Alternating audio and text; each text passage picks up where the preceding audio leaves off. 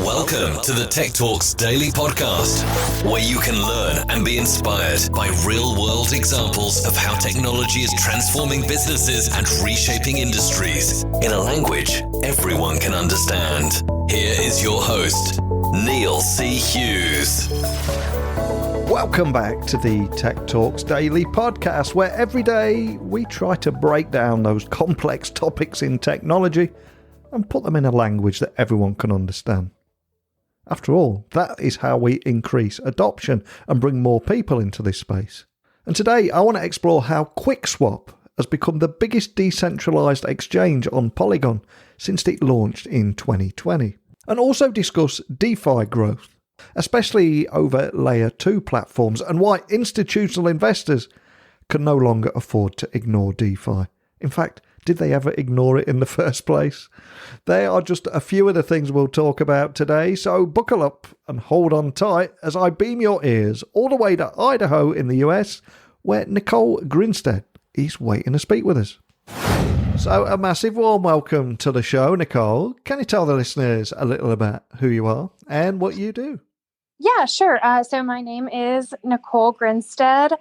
Some people might know me as NerdGirl007 with no vowels from Twitter and Telegram. I'm the Chief Communications Officer for Lunar Digital Assets, which is a marketing and incubation firm. And the Lunar Digital Assets is one of the companies that was behind QuickSwap's founding. I'm also QuickSwap's marketing director. Awesome. And I always like to learn a little bit more about my guests before we find out what you're doing now. So my question has to be, how did you get here? What's your origin story? Where did your passion for tech come from? And which would also lead you to becoming NerdGirl 007, right? 007. 007, yeah, close enough. Close enough. So I guess my story is a little bit unorthodox. I wasn't in tech or finance before I got into cryptocurrency. In fact, I was doing a PhD program in religious studies. And I ended up dropping out a couple of years before I found out about cryptocurrency. So in 2016, when I learned what cryptocurrency was, the first thing that I saw wasn't what most people saw, which was like this opportunity to generate a massive wealth. For me, it was an opportunity to study a developing civilization in a sociological way that no one else was doing at the time. So I sat down with some of my old professors from the university where I had dropped out from and kind of mapped out a plan for what I was going to look at and, how I was going to interweave with different crypto societies to learn more about how they work and how the technology works as a proxy of the people who were creating it. What a great story. Absolutely love that. And of course, that eventually led to you joining QuickSwap, which is the largest decentralized exchange on Polygon. But I'm conscious we will have a lot of people listening and hearing about QuickSwap for the very first time. So can you just tell the listeners a little more about what QuickSwap is and the kind of problems that you set out to solve? Yeah, sure. So I think you just said it really best. It's the largest DEX on Polygon. So Polygon is a layer 2 scaling solution for Ethereum. It's the layer 2 scaling solution with the most adoption. And QuickSwap is a fork of Uniswap. So what QuickSwap is to Polygon as Uniswap is to Ethereum, where users can exchange funds directly with one another without giving up custody of their asset. And DeFi has been such a huge topic over the last few years. So can you share any insights on increasing adoption and growth and where you see it going from here? Because that seems to be the only thing holding it back at the moment is that adoption and growth. But it is there, but I'm just curious what you're seeing and where you see it going. Yeah, so I think that there are roles to be played by both CeFi and DeFi, right? Like I'm a DeFi native user. I don't like giving up my keys. I don't like, having any kind of centralized entity that's in control of my money because I'm used to being in control of it myself. But there are a lot of people out there who really, have been using banks for their whole lives. They don't feel comfortable having, full control of their money, meaning that if something happens to it, their money gets lost. And they're the only person that they have to blame or to go to for it is themselves. So, I think that like the cooperation between centralized finance and decentralized finance is probably, that next step where like we don't have to be posed against each other. We can kind of all coexist and, take attributes that are the best from both worlds. And of course, layer 2 platforms are also becoming one of the most significant growth areas in DeFi. Is there any insights you can share around that and what you're seeing as well? I think that really what people used to say that like one blockchain could rule them all. There used to be like, one coin to rule them all, one chain to rule them all, that kind of mentality. And as we've seen more and more adoption, people kept saying, well, yeah, in time, though, the networks will scale. Well, we're over 10 years into this journey now, and the networks are never going to scale to the point where one chain can hold all of the transactions for all of the people in the world. And one chain can't even hold up for all of the transactions for one chain for all of the people who want to use it right now. And that's not even a lot of people. So, I think layer 2 solutions are great because they enable faster, less expensive transactions. And then also other layer 1, alternative layer 1 solutions are a really big, important part of what's coming next. I think as cryptocurrency evolved, this like sense of tribalism evolved with it, where people want to say, oh, anything that's, people have this maximalist outlook so often. Oh, if it's not Ethereum, I don't want anything to do with it. It's not Polygon, I don't want anything to do with it. But we really don't need to be posed against each other because we're all working together towards the same goal. We need multiple chains. We need layer 2s. We need layer 1s. We need all of it. Yeah, I couldn't agree more with you there. We've all seen examples of people cheering on a coin like it's their favourite sports team. And here, I'm talking here in the UK, you're based in the US, and both of our media is going to focus on those areas and those regions. But I think it's important to point out here, there seems to be a lot of excitement around India and the blockchain and DeFi innovation over there. Are you seeing the same in these areas? Is there any insights you can share around there? Yeah, sure. I just got back from Dubai with the QuickSwap team. We went over there for the Polygon and Ethereum Dubai conferences, and a vast majority of the people in attendance, maybe not a majority in total, but there were huge numbers of Indian developers in attendance at both of those events. And I've known that was the case for a long time, but actually being there and seeing it in person is another thing.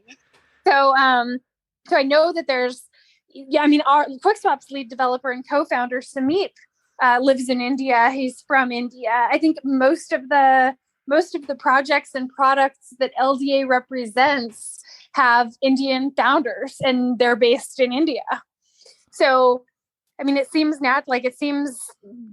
obvious that that's where most of the talent that we're seeing now is coming from. And then another thing with mention to India, so there's all kinds of Polygon developers and Ethereum developers and everything all over India, but within India, within the Cosmos ecosystem, the IBC ecosystem, it's just so much, like so heavily Indian developed, marketed, all of it. It's an incredibly exciting space. But I suppose on the flip side of that, in the name of balance, there is a lot of fear, uncertainty and doubt around regulation at the moment. What do you think about this topic? Because it seems to divide the audience entirely. Some will say that regulation is essential to bring in more adoption, but equally, it's everything against the industry and what it stands for in some circles. So what do you take from what you're saying at the moment? I think, no matter how many people want to say we don't want regulation is coming.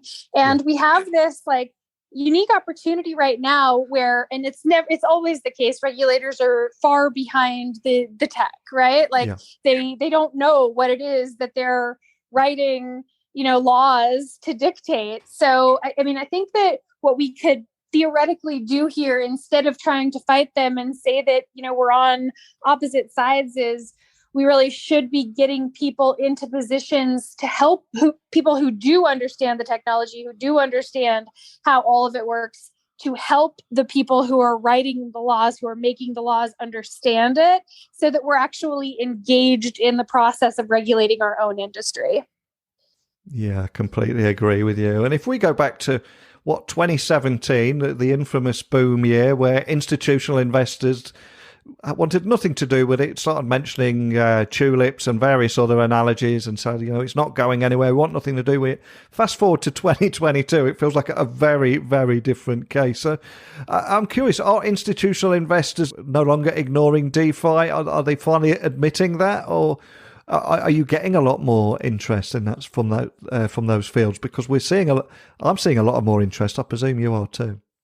Yeah. So, I mean, I would say in 2017, when institutions were saying we're not interested in, in DeFi and cryptocurrency and Bitcoin, I never bought that then, to be honest. I mean, because it was fairly clear at that point that this was going to happen. It was really a matter of buying time with the market low so that they could scoop up more of it. And I'm pretty sure that that's what's been going on since then. So yeah, in 2021 and 2022, present, we're definitely seeing a lot more institutional adoption, institutional interest, but that doesn't mean that all institutions are getting involved or are interested. I mean, not everyone got into the tech boom in the 90s, right? Yeah. Like so some institutions didn't, and, some survived and some didn't. I mean, I definitely think that there's a way that an institutional finance company can not adopt DeFi and can continue to survive. I don't know about thrive. I think it probably depends on the size of the company. So we're seeing some more interest, but some companies are standing their ground. Man, imagine being the guys that missed the Google and Amazons in the .com boom and said it'll never happen again, only to do exactly the same thing now. Can you imagine living with that? That's exactly the thing. It's like the people who missed the .com booms, and then missed Amazon, and then missed Bitcoin, and then missed Ethereum. They're the same people. Like, they're going to continue to miss opportunities. And I don't know why people continue to look to those establishments as what they should follow for their investments. Like, hey, you missed the last 5 bubbles or the last 5 major opportunities to generate life-changing wealth. Like, why is anyone listening to you? I don't know. That's where my head is at. Yeah, me too. There's a whole other podcast episode right there. Yeah. But we have you've done a fantastic job of giving us an overview of QuickSwap and everything that you're doing there, and introduced a lot of new people to it too. But I'm curious, for the people that are members of your community that have patiently listened to the podcast and maybe looking for, or just stopping to the end to see if there is a teaser or any hint around what's on the horizon for you. Is there a teaser you can leave us with, or maybe just what excites you about the future? Yeah, sure. So we've had so many recent developments, and by the time this airs, maybe our token split will have already begun, maybe not. But I think the thing that, the question that keeps coming up on our Twitter posts and in our Telegram group and in all of our social communities is, when will the token split happen? And I don't know what you know about the token split, but our community recently voted to redenominate Quick at a 1-to-1,000 ratio. So currently, Quick's max supply is 1 million tokens. And that means that the price per unit is very, very high when compared to other DEX tokens. So most people don't care when they look at the price of Quick and it's, $250 compared to the price of Uni, and Uni's $10. They don't care that Quick supply is 1,000x less than Uni's. They only care about that number. And, as far as they're concerned, that means that Quick is overpriced.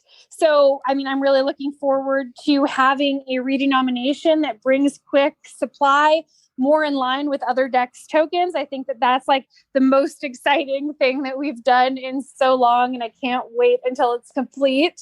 Right now, the audit is complete, and the team is working on putting together the button on our UI so that users can just click a button and have their Quick V1 converted to Quick V2.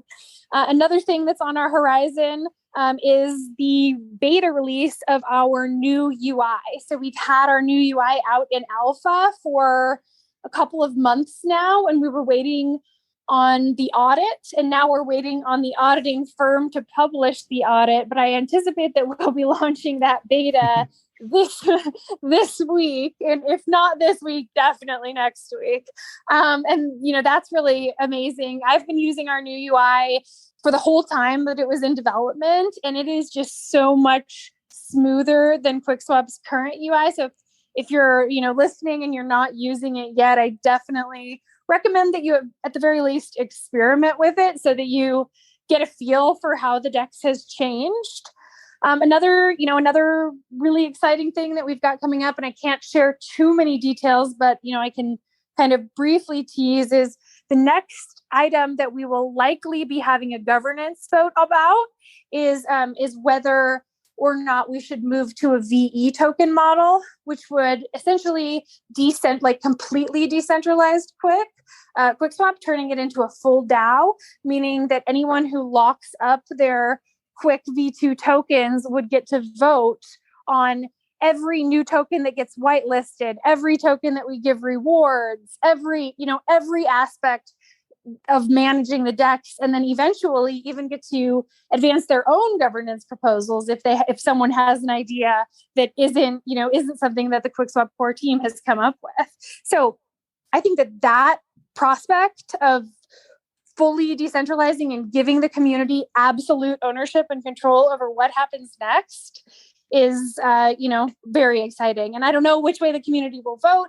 I don't know what kind of model we're going to propose or consider exactly, but we're going to definitely be having a governance discussion forum about it very soon so that everyone can share their ideas. And as you were saying that, I can hear people furiously tapping away into Reddit and Telegram community as we speak. So thank you so much for taking the time to share that with me. But we started the podcast talking about your origin story, where your passion for tech came from. And as we come full circle, I always like to ask my guests to leave the listeners with a personal touch of inspiration by sharing maybe a book that has inspired them, or a go-to song that they when they listen to when they need to get their head in the zone, or a song that's important to them, or anything at all. So what are you going to leave us with today? And is there a story to accompany your choice? Yeah, actually. So I thought about this really, really carefully. And I was out yesterday running, and the song came on my iPad, came up on my phone. And I was like, oh, the song is so weird, but actually this is the song that I should recommend. So I'll tell you what it is, and then I'll tell you why I recommend it. So the artist is Native Dean, and this song is called Stand Alone. So Native Dean is actually a Muslim rap group. So their message is very pro-Islam. And the reason that I'm familiar with this song is I told you, my formal education is in religious studies. My area of specialty was in the cross section of Western culture and, where West meets Islam. So we have rappers emerging. And then the reason that I wanted to encourage people to listen to this song isn't because, I'm a Muslim, I'm not a religious person at all. But it's because what the artists are saying throughout the song is they're not afraid to stand against the crowd if what they know they're doing is right. And I think that that element of sovereignty is really important within cryptocurrency. I don't know. Does that make sense? Yeah, it really does. It's a beautiful choice. And I love the story behind it too. And before I let you go, for anyone listening that just wants to find out more information about QuickSwap, maybe hop on your Telegram or even check out Reddit or your website or contact your team. What's the best starting point to get to all those places? Yeah. So, we get so many private messages on Twitter every day that it's like impossible for us to keep up with them. So the best way to reach out to someone if you need help or assistance in any way is via our community Telegram group. And that's t.me/QuickSwapDex. Awesome. And I'll get that link onto the show notes so people can find you nice and easily. So much I love chatting with you about today, from how QuickSwap became the biggest decentralized exchange on Polygon since you launched way back in 2020, and also just talking about the trends around DeFi growth, especially layer 2 platforms, and why institutional investors can no longer afford to ignore DeFi. But more than anything, just your great story to wrap all that in. So thank you so much for taking the time to share that with me today. Thanks so much for having me. This was very fun. Thank you. A big thank you for taking the time to listen to this podcast today. Every day we have a different guest on for between 20 and 30 minutes and try and demystify a bit of technology. I hope you enjoyed today's conversation. You've heard from me and Nicole, but I suspect that you have a few insights to share of your own. It's not just about me and the guest. This podcast is about you. But as always, I ask you to email me, techblogwriter@outlook.com, if you've got any insights or questions, or if you'd like to come on the podcast. Just let me know. And if not, don't worry. I'll invite you to join me again tomorrow. Maybe we've got another topic that you'll enjoy too. So all that's left for me to say is a big thank you for listening. And until next time, don't be a stranger. Thank you for listening to the Tech Talks Daily Podcast with Neil C. Hughes. Remember, technology works best when it brings people together.